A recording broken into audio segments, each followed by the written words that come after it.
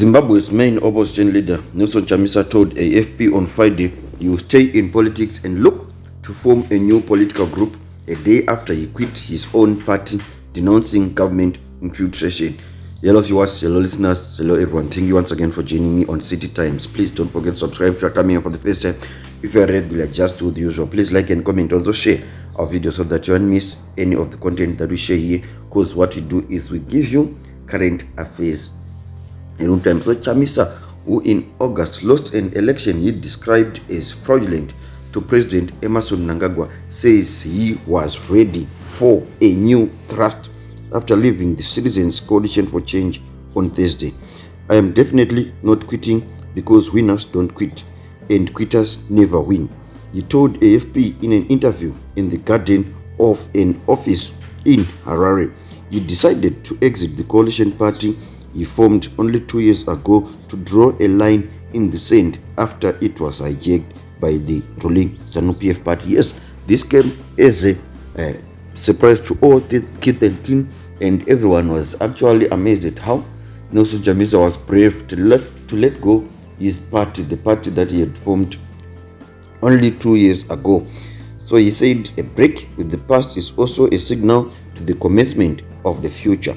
We are saying enough is enough. What we are is a new approach, a new way, a fresh start, he said without revealing any new party name. We are building a big church. So, ladies and gentlemen, it has been confirmed Nelson Chamisa is going to start yet another party, and he did not give a name, but all suspicions are linking him to the Democratic Alternative in Zimbabwe, the DAZ, as announced first by his blue-eyed boy, Mr. Ostalos Siziva Gift.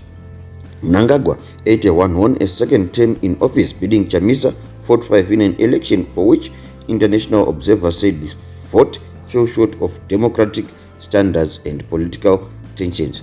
The vote also gave ZANU-PF a majority in parliament, but the ruling party, in power since independence in 1980, fell in a few seats short of the two-thirds majority required to change the constitution. Yes, the ZANU-PF failed to garner the two-thirds majority. I think it is the 140 mark, because we have got a total of 210 MPs in Zimbabwe. So you need to have over 140 for you to garner two-thirds majority, which can then win you the power to change the constitution. So ZANU-PF failed at that, and it even in the end has been said that this is what they are garnering for.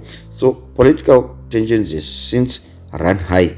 Dozens of opposition lawmakers have lost their seats under what analysts said appears to be an artificial political crisis, and this was triggered by an obscure political figure who declared himself the Triple C's interim Secretary General and recalled the lawmakers, sparking a series of by-elections that have so far favored ZANU-PF. In other areas, in other contestations, we see that the Triple C of Sengezo Chavango is not even fielding a candidate, but rather it is a one-man vote, and that seat goes to ZANU-PF. So Chamisa says he has been the year before.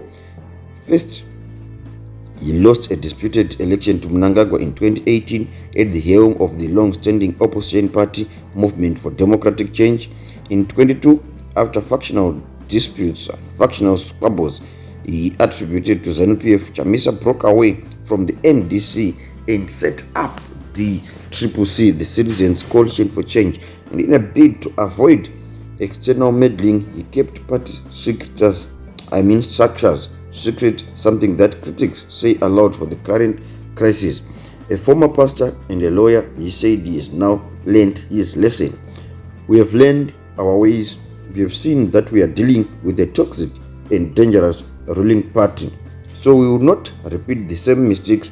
We will do our politics in a completely different way. Yes, so Nelson Chamisa is saying that you form a new party, you lead it differently. So I just wonder, from the book which Nelson Chamisa takes from, what he want these strategies and want these novel approaches end. Because now he's saying he's coming up with another complete different approach, and we understand that Citizens Coalition for Change was also a complete different approach.